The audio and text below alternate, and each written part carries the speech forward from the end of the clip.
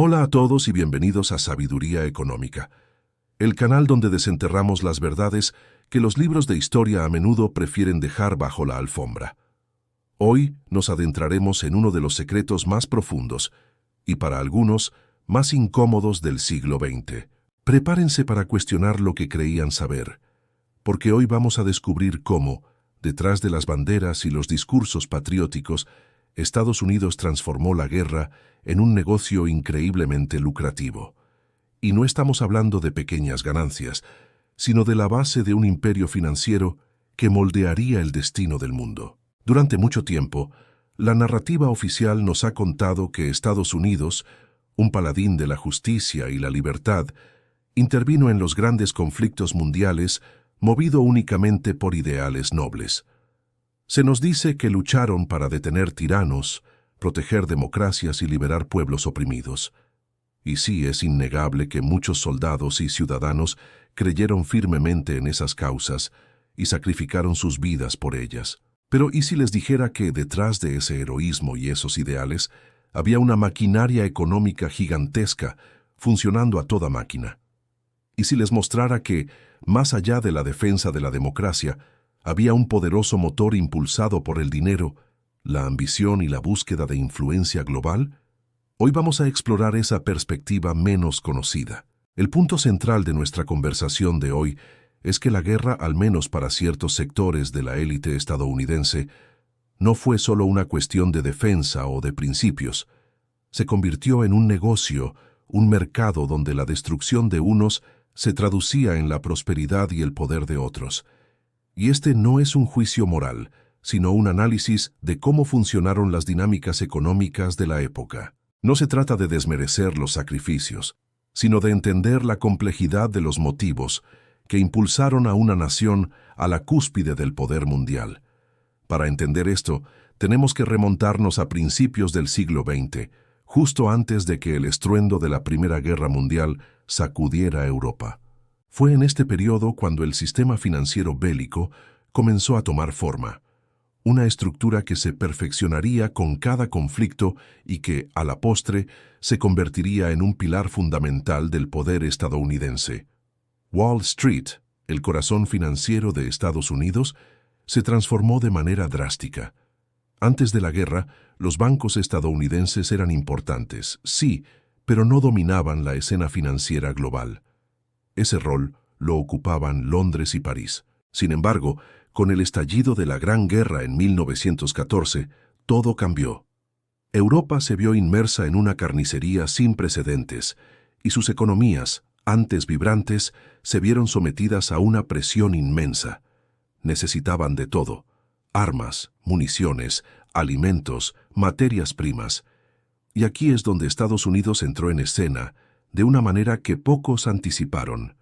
Mientras Europa se desangraba, Estados Unidos se posicionó como el arsenal y prestamista de la democracia. Una frase que suena noble, ¿verdad? Pero detrás de ella se escondía una realidad económica formidable. Una de las figuras centrales en esta transformación fue J. P. Morgan, una de las personalidades más influyentes de la banca de la época. Mientras el presidente Woodrow Wilson mantenía una política de neutralidad oficial, los grandes bancos de Wall Street, liderados por Morgan, comenzaron a tejer una red de préstamos masivos a las potencias aliadas, Gran Bretaña y Francia. No eran préstamos pequeños, hablamos de sumas astronómicas, miles de millones de dólares de la época. ¿Qué compraban con este dinero? Millones de toneladas de trigo para alimentar a sus ejércitos y poblaciones, acero para la maquinaria de guerra, municiones a raudales para el frente, uniformes, vehículos, explosivos, prácticamente todo lo que se necesitaba para sostener una guerra a gran escala. Y lo más importante, todo esto se vendía a crédito. Estados Unidos no solo vendía productos, sino que también financiaba las compras, asegurándose de que la demanda se mantuviera alta y de que sus fábricas operaran a plena capacidad. Imagina esto: cada proyectil que volaba por los cielos del frente occidental, cada rifle que disparaba a un soldado aliado, cada tonelada de alimento que llegaba a las trincheras, no solo representaba un esfuerzo bélico, llevaba consigo una pequeña carga extra, los intereses que se acumulaban para los banqueros estadounidenses. La deuda se convirtió en esencia en un arma silenciosa, pero increíblemente poderosa. Los aliados se endeudaban cada vez más con Wall Street, y esta dependencia financiera creó un vínculo inquebrantable entre la prosperidad de Estados Unidos y el resultado de la guerra en Europa. Y aquí viene el giro crucial, la interconexión entre la política y las finanzas. Si Europa perdía la guerra, si Gran Bretaña y Francia eran derrotadas, ¿qué pasaría con esos miles de millones de dólares en préstamos? Se convertirían en papel mojado. Wall Street, y por extensión la economía estadounidense, se enfrentarían a una crisis sin precedentes. Así, la seguridad nacional de Estados Unidos y los intereses financieros de sus banqueros se volvieron inseparables. Ya no era solo una cuestión de si la democracia prevalecería, era una cuestión de si el dinero de los inversores estadounidenses se recuperaría. Esta realidad es fundamental para entender por qué Estados Unidos, a pesar de su inicial reticencia y su proclamada neutralidad, terminó involucrándose activamente en la Primera Guerra Mundial en 1917. Si bien el hundimiento del Lusitania y el telegrama Zimmerman fueron catalizadores importantes, la inmensa inversión financiera en los aliados creó una presión casi irresistible para asegurar su victoria. La entrada de Estados Unidos en la guerra no fue solo un acto de idealismo, fue también la protección de una gigantesca inversión económica. Fue el momento en que Estados Unidos dejó de ser un observador para convertirse en un participante activo, y en el proceso consolidó su posición como la principal potencia económica del mundo. Cuando la Primera Guerra Mundial finalmente terminó, no solo transformó el mapa político y las ideologías globales, transformó el dinero mismo. El centro financiero del mundo se trasladó de Londres a Nueva York. Estados Unidos, de ser un deudor, se convirtió en el principal acreedor global. Este nuevo poder financiero no solo pagaría por la reconstrucción de Europa, sino que también marcaría el destino del siglo XX, sentando las bases para su hegemonía en las décadas siguientes. Pero la historia no termina aquí, porque si la Primera Guerra Mundial sentó las bases, una Segunda Guerra Global, aún más devastadora, convirtió a Estados Unidos no solo en un vencedor militar, sino en el amo indiscutible del dinero mundial, consolidando un poder sin precedentes. La Segunda Guerra Mundial no solo redefinió el mapa político mundial, sino que también catapultó a Estados Unidos a convertirse en la superpotencia financiera que conocemos hoy. Preparaos, porque lo que vais a escuchar es una lección magistral sobre cómo la guerra, paradójicamente, puede ser un motor de prosperidad para algunos. Imaginaos por un momento el caos y la devastación de la Segunda Guerra Mundial. Millones de vidas perdidas, ciudades enteras reducidas a escombros. Pero en medio de esa tragedia global, Estados Unidos estaba llevando a cabo un experimento económico sin precedentes. No solo luchaban en el frente, sino que perfeccionaban un modelo, la guerra financiada por deuda pública. Y funcionó, vaya si funcionó. Fue un laboratorio a escala global, donde cada bomba lanzada y cada tanque fabricado se financiaban no solo con impuestos, sino con la promesa de un futuro próspero que se construía con el sacrificio presente. ¿Cómo lo hicieron? La clave estuvo en una campaña masiva y sin precedentes de bonos de guerra. No era solo una cuestión de finanzas, era un llamado patriótico. «Compra un bono de guerra y ayuda a tus soldados», era el lema. Imagina la escena, carteles por todas partes, estrellas de Hollywood promoviendo la causa, gente haciendo cola para comprar un pedazo del futuro de su nación. 85 millones de estadounidenses, casi la mitad de la población de la época, compraron estos bonos. No era solo una transacción financiera, era un acto de fe. El sacrificio personal se transformó en una inversión colectiva en la victoria. Se recaudaron miles de millones, y la economía se puso en marcha a una velocidad vertiginosa. Mientras tanto, en las fábricas, la maquinaria no paraba. Empresas como Boeing, Ford y General Motors se convirtieron en gigantes de la producción de guerra. Con contratos garantizados del gobierno, Sus líneas de producción trabajaban 24/7. De repente, estas corporaciones tenían una demanda insaciable y un cliente que no preguntaba por el precio, el tío Sam.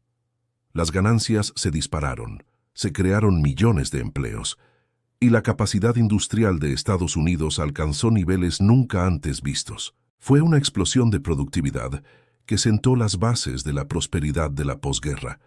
La guerra para la industria estadounidense se convirtió en una máquina de hacer dinero.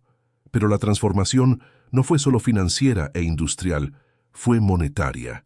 Durante siglos el valor de una moneda se había anclado en el oro. Era el estándar, la base inamovible de la riqueza. Sin embargo, la Segunda Guerra Mundial marcó el principio del fin de esta era. El dólar estadounidense comenzó a respaldarse no solo con las reservas de oro, sino con algo mucho más poderoso y dinámico, el inmenso poder industrial y militar de Estados Unidos. La promesa de que la nación más fuerte del mundo, con la mayor capacidad productiva, respaldaba su moneda, se volvió un argumento mucho más convincente que cualquier lingote de oro. Y este cambio culminó en un evento histórico que redefinió el orden económico global, la Conferencia de Bretton Woods en 1944. Mientras la guerra aún rugía en Europa y el Pacífico, las mentes más brillantes de las finanzas mundiales se reunieron en New Hampshire. Allí, el dólar no solo se consolidó como una moneda de reserva, sino que se convirtió en la moneda de facto del mundo.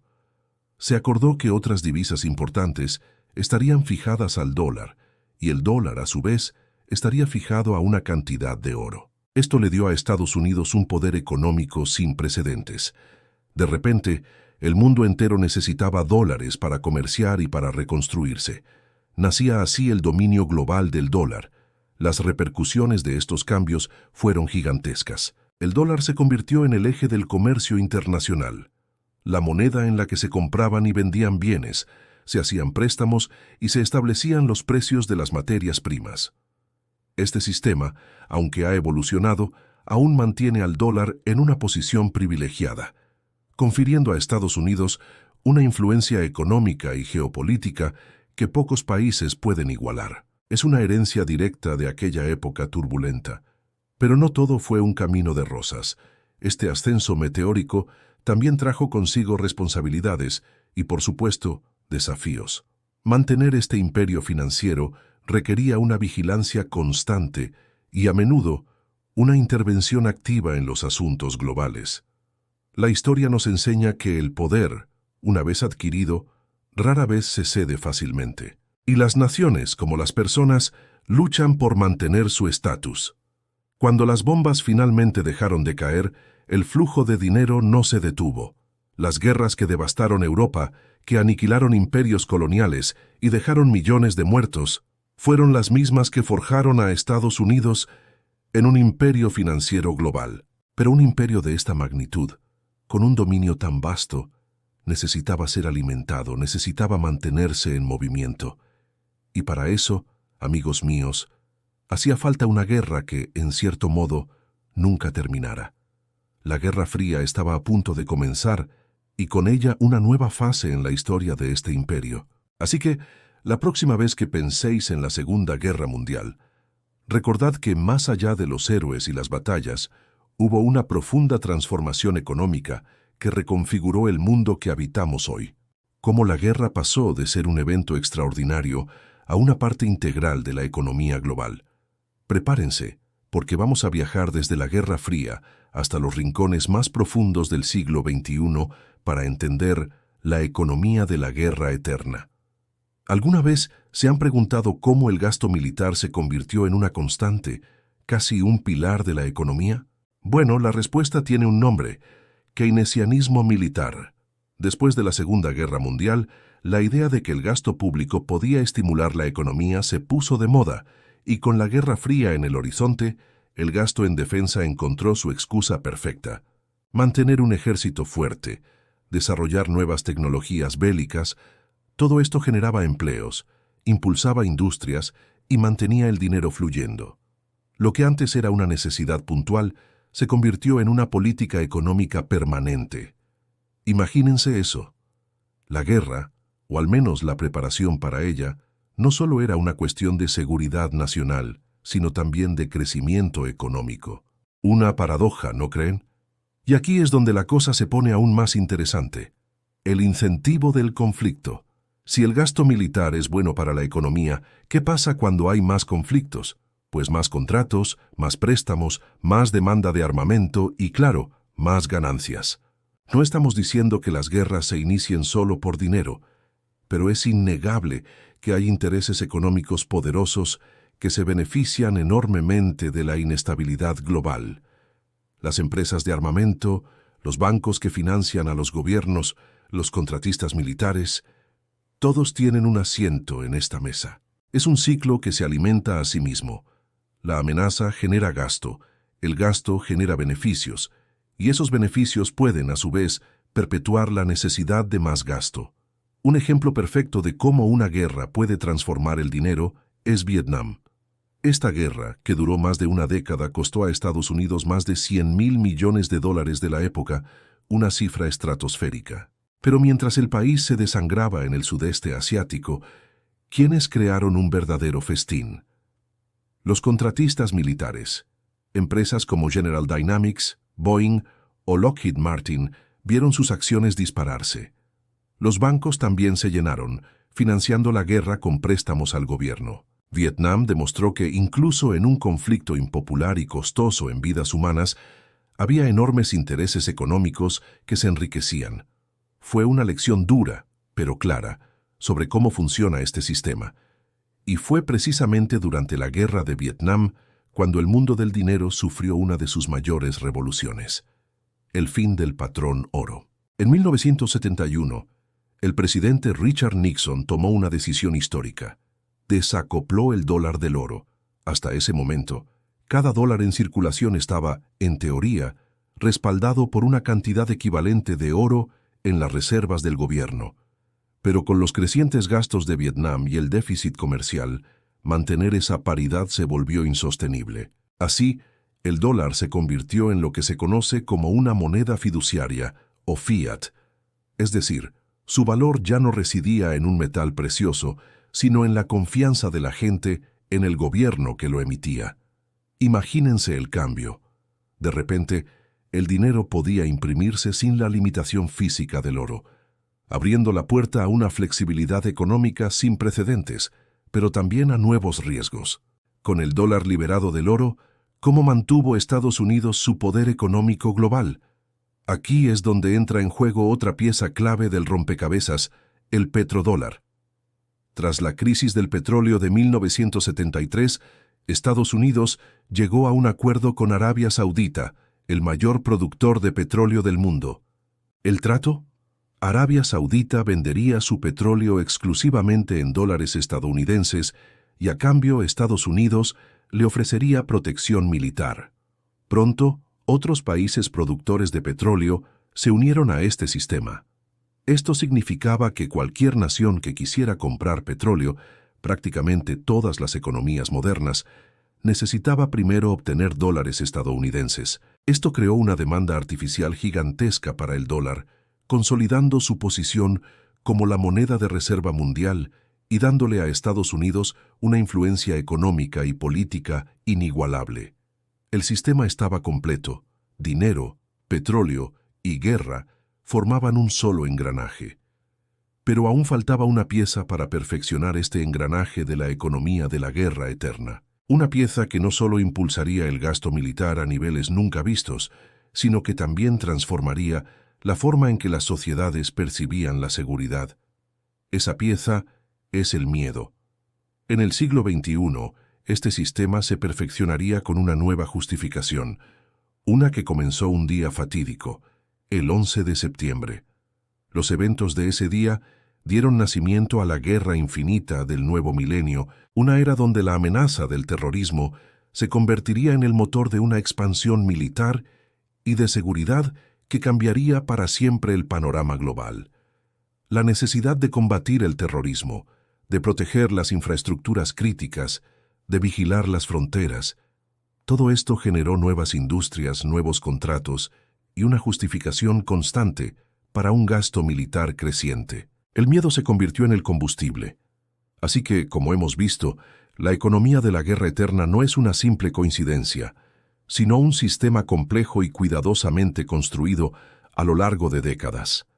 Desde el keynesianismo militar, que convirtió el gasto en defensa en una política económica, pasando por el incentivo del conflicto que alimenta a contratistas y bancos, la guerra de Vietnam que transformó el panorama financiero, el fin del patrón oro que liberó al dólar y el nacimiento del petrodólar que aseguró su dominio global. Todas estas piezas se unieron y con la llegada del nuevo milenio, el miedo añadió la justificación perfecta para perpetuar este ciclo. Es una historia compleja, llena de luces y sombras, que nos obliga a reflexionar sobre las verdaderas motivaciones detrás de algunos de los eventos más trascendentales de nuestra historia reciente. Después del 11 de septiembre, Estados Unidos lanzó la guerra contra el terror. Las invasiones de Afganistán e Irak nos costaron, según estudios de la Universidad de Brown, más de $6 billones. ¿El resultado? Militarmente, fueron un fracaso. Afganistán volvió a manos de los talibanes y en Irak no se encontraron armas de destrucción masiva. Pero, y aquí viene la clave, económicamente, fueron un éxito rotundo para unos pocos. Millones de vidas se perdieron, billones de dólares se gastaron, pero las acciones de las grandes empresas de defensa se dispararon. ¿Cómo es posible que un fracaso tan monumental para una nación sea un negocio tan lucrativo para un sector? Bienvenidos a la maquinaria infinita. Esta no es una teoría de la conspiración. Es un sistema que tiene nombre y apellido. El complejo militar industrial. Y no lo digo yo, lo advirtió un presidente de los Estados Unidos, un general de 5 estrellas, Dwight D. Eisenhower. En su discurso de despedida en 1961, alertó sobre la influencia desmedida de una inmensa estructura militar y una gran industria de armamentos. Dijo que su poder podría poner en peligro nuestras libertades y procesos democráticos. Eisenhower vio el futuro. Lo que no pudo prever es que este complejo se fusionaría con otro poder aún mayor, Wall Street. Hoy, el complejo militar industrial no puede existir sin el sistema financiero. Son dos cabezas del mismo monstruo. Pensemos en cómo funciona este ciclo. Se declara una amenaza, real o percibida. Los medios de comunicación amplifican el miedo. El Congreso, presionado por lobistas y por el clamor popular, aprueba presupuestos de defensa astronómicos. Pero, ¿de dónde sale ese dinero? El gobierno no lo tiene, lo pide prestado, y aquí es donde entra Wall Street. Los grandes bancos compran la deuda del gobierno en forma de bonos, financiando así la maquinaria de guerra. Las empresas de defensa reciben los contratos, sus acciones suben, los ejecutivos y los grandes inversores se enriquecen. Los políticos que apoyaron el gasto reciben donaciones para sus campañas. Es un círculo perfecto y cerrado. Wall Street financia la guerra, la industria bélica se beneficia, y los políticos protegen el sistema. ¿Y quién paga la factura al final? Tú, con tus impuestos y con la deuda que heredarán tus hijos. La maquinaria es tan eficiente que ya ni siquiera necesita una guerra caliente para funcionar. Puede operar en un estado de conflicto perpetuo de baja intensidad, de tensión constante. Corea del Norte, Irán, la competencia con China o Rusia. Siempre hay una excusa para mantener el grifo del gasto abierto. Se fabrican armas que nunca se usarán. Se despliegan tropas en bases por todo el mundo. Se firman contratos de mantenimiento multimillonarios. La guerra se ha convertido en un servicio por suscripción y todos estamos obligados a pagarlo. Los beneficios son privados y se concentran en pocas manos, pero las pérdidas y los costos se socializan. Se reparten entre todos los ciudadanos. Es el negocio más seguro del mundo. Quizás pienses, bueno, pero yo vivo en paz, no caen bombas sobre mi cabeza. Te equivocas. La guerra te afecta directamente, aunque no la veas.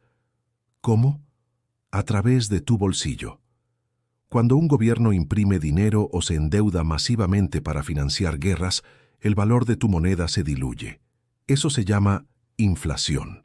Cada dólar, cada euro, cada peso en tu cuenta bancaria compra un poco menos cada día.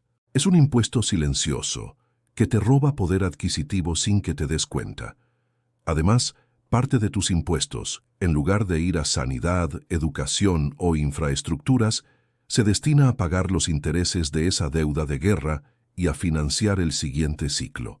La guerra no solo se libra en campos de batalla lejanos, se libra en tu supermercado, en tu recibo de la luz y en tu nómina. Esta maquinaria no es de izquierdas ni de derechas. Ha sido alimentada por demócratas y republicanos por igual. No se trata de ideología, se trata de dinero y poder. Es un sistema bipartidista que beneficia a una élite a costa de la mayoría. Cuando entiendes que la guerra moderna no es tanto una cuestión de seguridad nacional como una operación económica a gran escala, todo cambia. Empiezas a ver las noticias de otra manera, a escuchar los discursos de los políticos con otros oídos. Dejas de ver enemigos en otros países y empiezas a ver los intereses que mueven los hilos desde dentro. La propaganda pierde su poder sobre ti. La lección final de toda esta saga es simple pero profunda. La guerra y el dinero son dos caras de la misma moneda. Son las herramientas gemelas que la élite ha usado a lo largo de la historia para consolidar su poder y extraer riqueza de la población. No puedes entender la economía si no entiendes la guerra, y no puedes entender la geopolítica moderna si no entiendes los flujos de capital que la sustentan. Entender esta conexión es el primer y más importante paso hacia la verdadera libertad financiera y personal. Porque la ignorancia no te protege, solo te convierte en una pieza más, en un engranaje sin rostro dentro de la maquinaria infinita. La historia no se repite, pero siempre rima, y esas rimas, amigo mío, son las que te mantienen pagando la cuenta sin que te des cuenta. Si quieres alcanzar una verdadera libertad, no basta con ahorrar o invertir. Tienes que aprender a ver más allá de la propaganda, a descifrar el lenguaje oculto del poder. Tienes que entender cómo funciona la maquinaria del dinero y de la guerra, porque si no la entiendes, ella te aplastará igual, sin piedad y sin remordimientos. Gracias por habernos acompañado en este viaje, a través de la historia con sabiduría económica. Si esta serie de videos te ha abierto los ojos, si te ha hecho cuestionar lo que creías saber, entonces hemos cumplido nuestra misión. Suscríbete para no perderte nuestro próximo contenido, deja tu comentario contándonos qué te ha parecido y comparte este video. El conocimiento es poder. La historia tiene las respuestas. Y aquí te enseñamos dónde mirar.